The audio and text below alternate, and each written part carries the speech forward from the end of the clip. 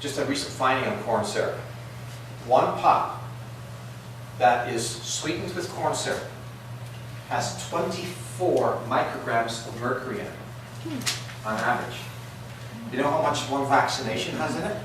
26. Isn't that amazing? Trace amounts of mercury are found in our corn syrup. And you know how much corn syrup some kids are eating every day?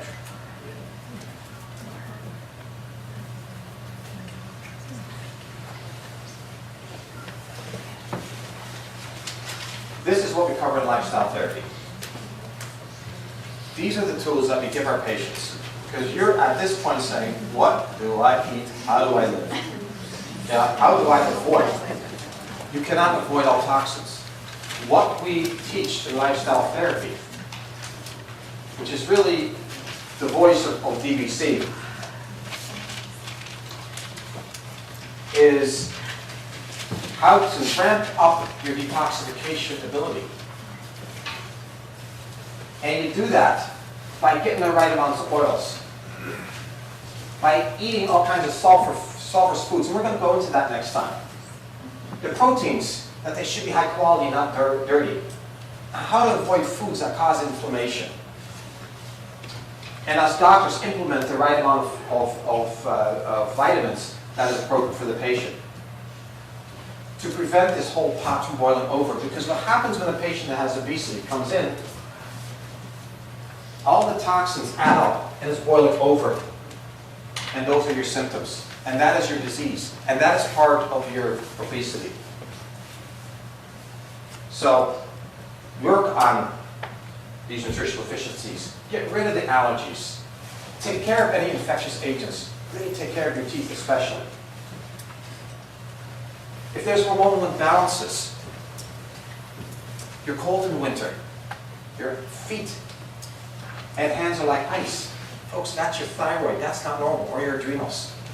Yeah? We have to take care of that. Watch those chemical toxins in your environment. That's why I covered some of these things, so that you're at least aware of some of them.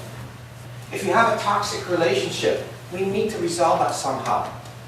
It is the cause of disease. Yes, obesity can be lack of love. And take care of the toxins from within. This is a really important point. And that's often how we start here.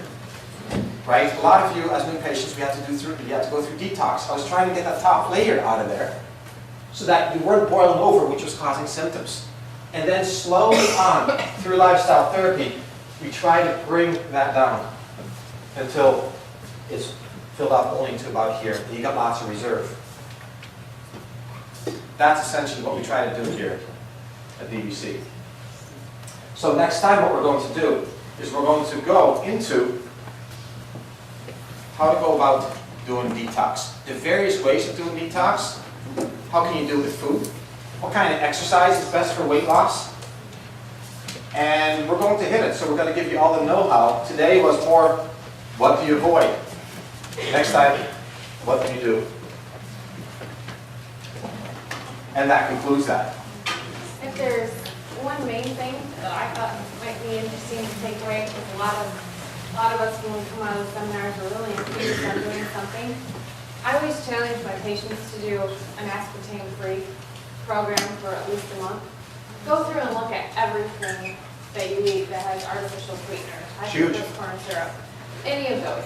The gum that we chew every day, there's nothing out there, maybe one package that I've seen, that doesn't contain an artificial sweetener somewhere in the label.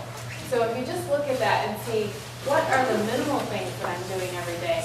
Could I change just one thing? Maybe that could be it. I've had a patient lose 10 pounds in a month just by taking those things out. And she was feeling great, no problems. We just took out that, and it was a diet right a day. Toothpaste. Yep. Look at it. Yeah, toothpaste has it in it as well. Had a wonderful little patient today. And this patient, she is so good. She comes in with just debilitating intestinal disorder. Just takes her out of commission every day, and been through several gastroenterologists, and we're simply putting good probiotics, good bacteria back in, I put her on a good digestive enzyme, took her off of dairy and gluten, and I said absolutely no artificial sweeteners. So Thanksgiving Day comes. She was 100% on. I was so proud of this gal. But they let her have her favorite beverage, Diet Pop. And it threw us for 4 days into severe intestinal cramps, diarrhea, throwing up, the whole thing all over again. Just one pop. And we're still doing some damage control. She's improving rapidly again, but I had to teach her how it affects the liver. And it's amazing how some of these things affect some of these patients. It really is. So yeah, if you do one thing, absolutely, that's one chemical. It's a main chemical. I think corn syrup too. But, Yeah. The other thing that Tina and I had found interesting, I don't know if Dr. Dunbar had time to watch it because this was out of town schedule, but Food Incorporated, which came out not too long ago on videos, very good video of eye-opening on how our food is raised and what it goes through in the processing. If you're interested in all how your food affects you, it's a great video to watch. Called Food Incorporated? Yep, Fooding. Mm-hmm. Another really good one, if I can add my 2 bits in there, Fresh. Yeah, Fresh is also the guy that wrote The Omnivore's Dilemma. Anybody familiar with that book? Great book. He's interviewed in there. He interviews the farmer who is introducing the Omnivore's Dilemma as being the ultimate farmer. And this movie is called Fresh. So it's a documentary of 73 minutes long and very worthwhile watching as well. You get a lot of really good tools there. Any questions? Yes, question.